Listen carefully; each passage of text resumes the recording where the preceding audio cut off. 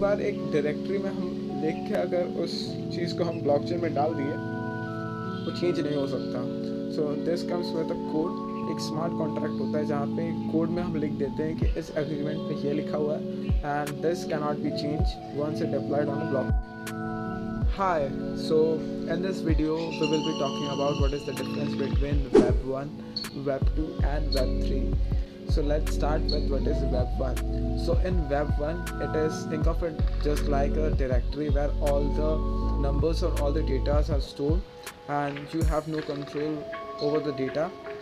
Means एक list होगा जहाँ पे आपके लोकल में जितने भी इम्पोर्टेंट नंबर्स हैं वहाँ पे आपको मिलेंगी. When you search anything on the web, you will see all the numbers and you can get it from there. So it is Web 1, which is static one. And Web 2, which is what we are living currently in. So social media में आपका ऐसा होता है कि आप data post भी करते हो और डेटा देख भी सकते हो. मतलब कि आपने खुद का फ़ोटो डाल दिया and you can see your friends photos as well. So this is the Web 2 stuff and यहाँ पे आपको एक सेंट्रल अथॉरिटी कंट्रोल करता है. मीन्स आप अगर बोल दिए कि आपको अपना पोस्ट डिलीट करना है तो आप यहाँ से तो डिलीट कर दोगे पर the copy of the same file will be stored somewhere in the central authority. Means आपने इंस्टाग्राम से एक पोस्ट डिलीट कर दिया तो उसका एक कॉपी इंस्टाग्राम के पास पहले से रह जाएगा. So that is the Web 2 and you have no control of your own data. And then comes the Web 3, which is backed by blockchain. So what is blockchain? So blockchain is a distributed ledger. Blockchain समझने के लिए एक concept होता है, एक छोटा सा concept. So सोचिए कि मैं इस चीज़ का वैल्यू मैं बोल रहा हूँ 5 रुपये. So मेरा 5 फ्रेंड है और हम पाँचों जन मान गए कि इस चीज़ का वैल्यू 5 रुपये है. ठीक है. अब मैं चाहता हूँ कि एक एक जन खुद का नाम लिख के इस चीज़ का 5 रुपये वैल्यू लिखे. तो मैंने लिख दिया, फिर ए ने लिख दिया, बी ने लिख दिया, सी ने लिख दिया, ऐसे करके 5 जनों ने लिख दिया.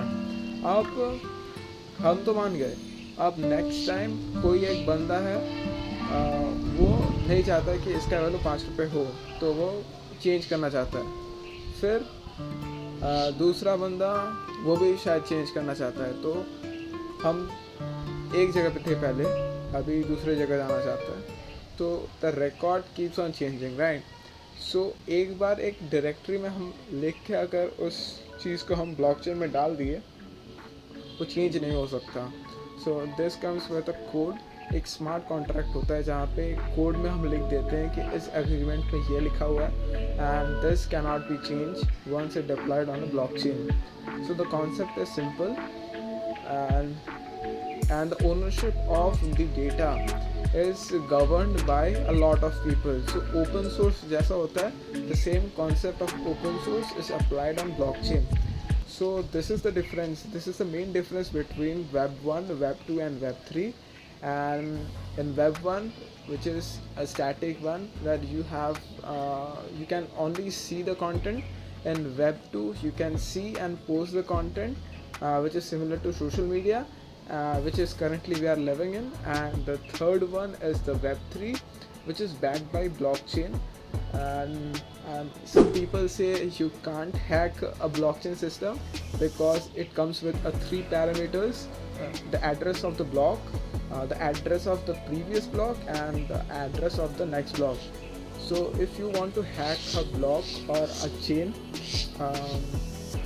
and if you want to change the value in the block, so you have to first hack the previous block, then the block itself and the next block. So अगर आपको हैक करना हो तो तीनों ब्लॉक को hack करना होगा. and the other 3 blocks also have the 3 parameters as well. So the concept of VPN and the blockchain similar. मतलब कि अगर आप नेटवर्किंग जानते हो तो प्रोसेस सिमिलर है कि टाइम टू टाइम आपका जो एड्रेस है वो चेंज होता रहता है. सो ब्लॉकचेन में भी सेम है. So yeah, that was it. I hope the video is useful to you.